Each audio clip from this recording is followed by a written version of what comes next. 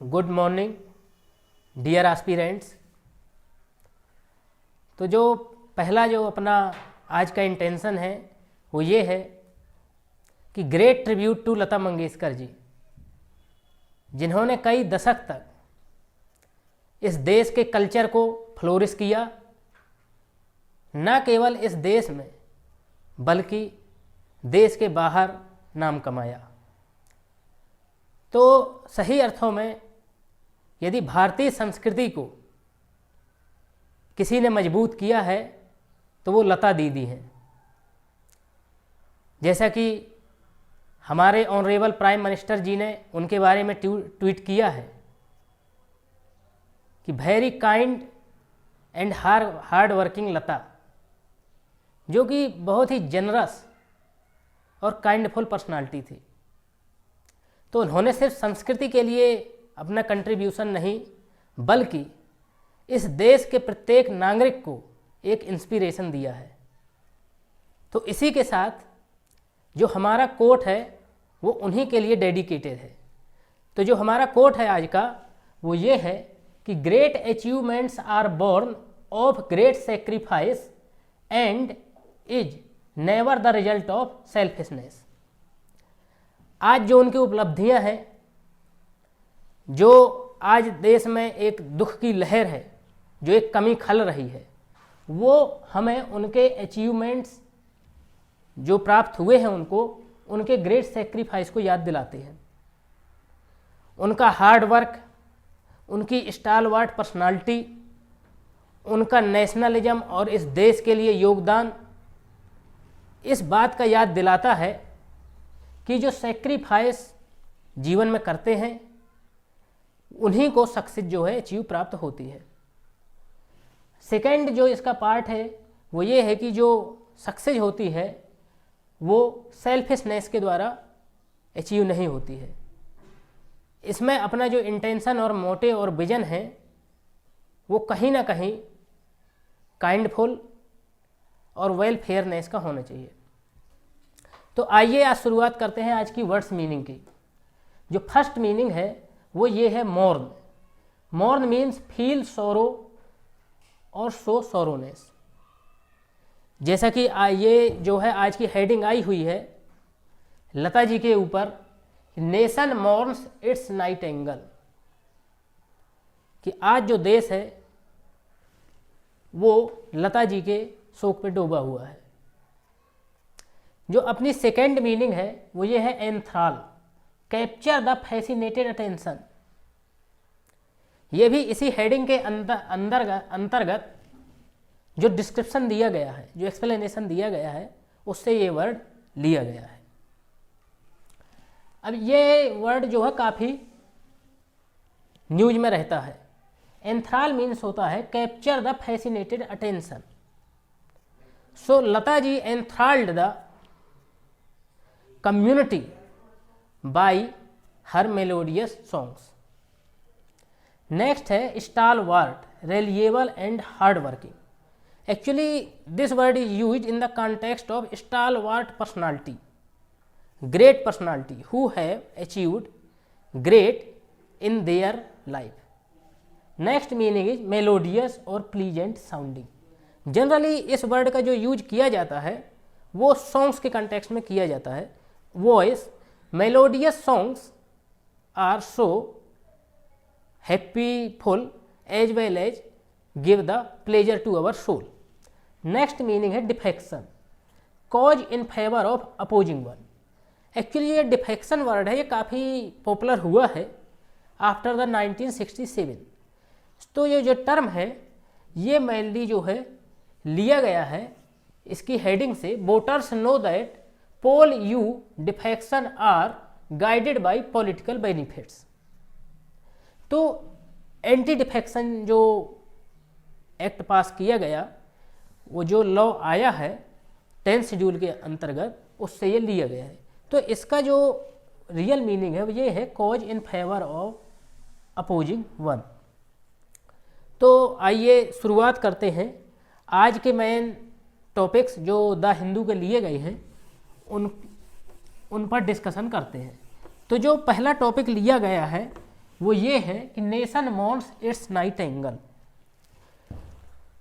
इसमें एक्चुअली जो लता जी ने जो हमारे देश के लिए कंट्रीब्यूशन किया है आर्ट एंड कल्चर में, वो काफ़ी सराहनीय है और उन्होंने इस देश की एकता और अखंडता के लिए बड़े पैमाने पर काम किया।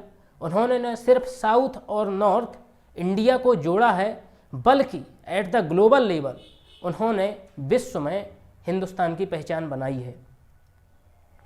नेक्स्ट टॉपिक है voters know that poll you defection are guided by political benefits.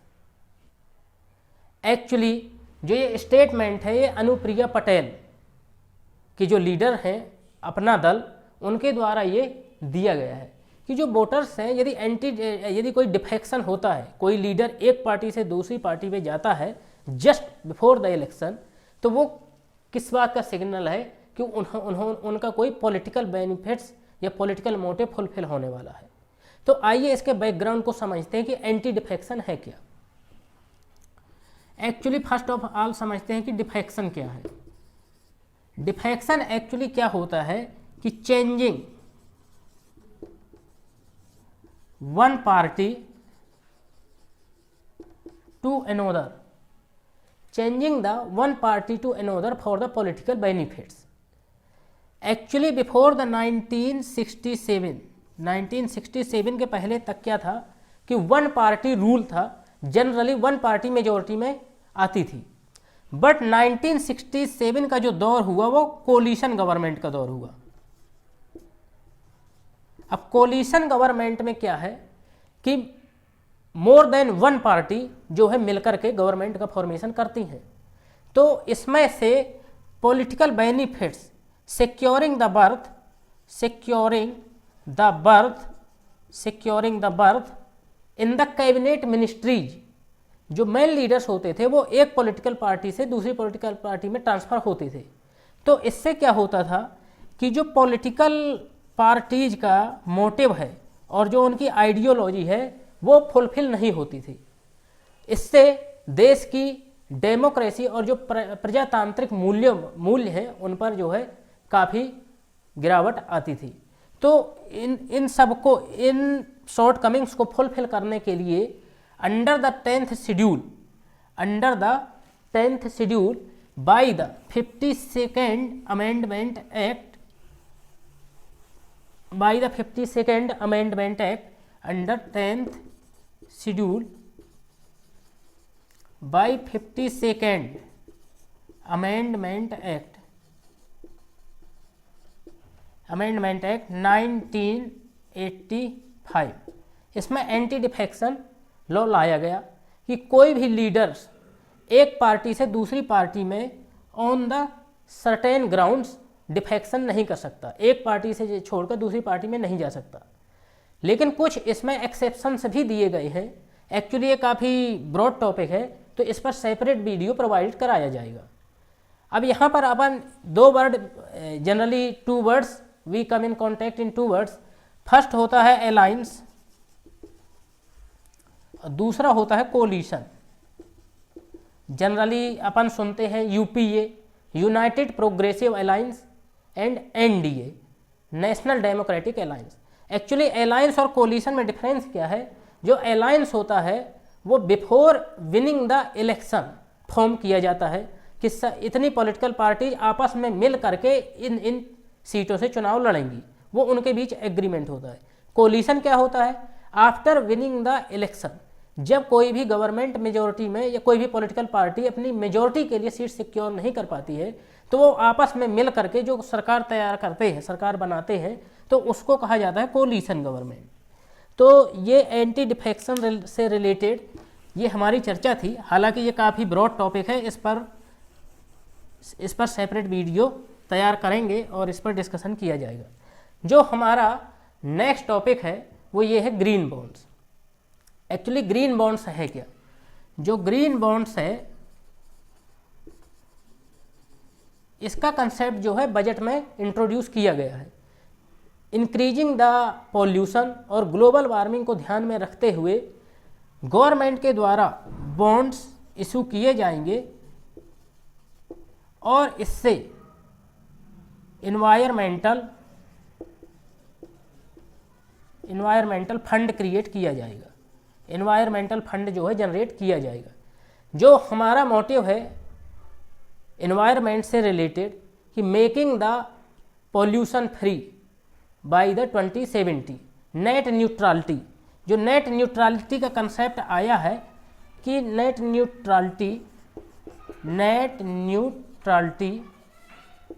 Bye 2070, तो पॉल्यूशन और इन्वायरमेंटल अननेसेसरी ग्रीन हाउस गैसों को कम करने के लिए ये ग्रीन बॉन्ड जनरेट किया जाएगा और इसके लिए इन्वायरमेंटल फंडिंग जनरेट किए जाएगा, जिससे कि डिफरेंट इन्वायरमेंटल डेवलपमेंट्स वर्क्स जो है फुलफिल किए जाएंगे। अब अपना जो नेक्स्ट टॉपिक है वो ये है Satkosia making fresh attempts to become a suitable tiger habitat. अब जानते हैं सतकोसिया टाइगर रिजर्व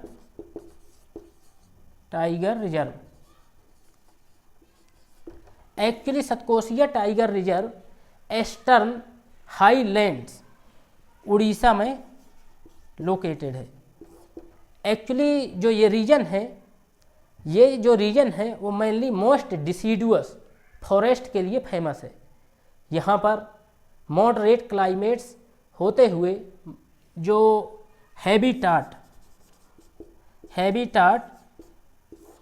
का जो फर्दर जो डेवलपमेंट किया जा रहा है उसके कॉन्टेक्स्ट में ये टॉपिक आया हुआ है सतकोसिया।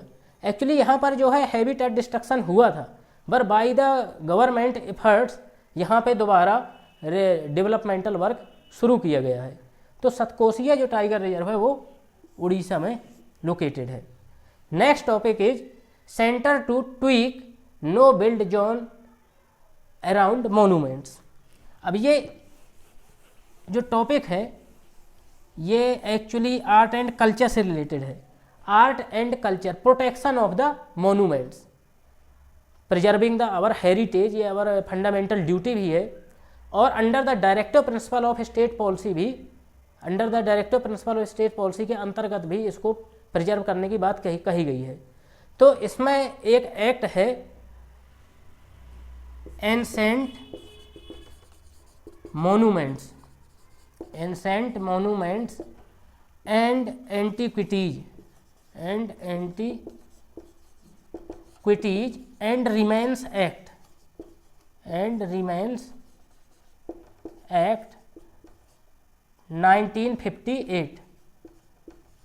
1958। तो ये इस कॉन्टेक्स्ट में आया हुआ है कि इसमें जो प्रोविज़न थे वो ये थे कि जो अंडर 100 मीटर कोई भी कंस्ट्रक्शन वर्क नहीं किया जा सकता है यदि वो सेंटर के अंतर्गत ये प्रिजर्व है कोई भी मोनूमेंट्स, तथा 300 मीटर तक रेगुलेटेड किया जाएगा। पर मिनिस्ट्री ऑफ कल्चर ने इस पर दोबारा विचार करते हुए सेक्शन 20A को मॉडिफाई करने का प्रस्ताव रखा है। तो इसमें क्या है कि जो 100 मीटर का जो ये प्रोहिबिटेड जोन था, अब इसमें कमेटी स्पेसिफिक डिसीजन लिया जाएगा, इसमें प्री डिफाइंड नहीं होगा। First of all committee will inspect and analyse the conditions, then after only decision will be taken. So thank you so much. Subscribe our channel, write your comments. Thank you so much.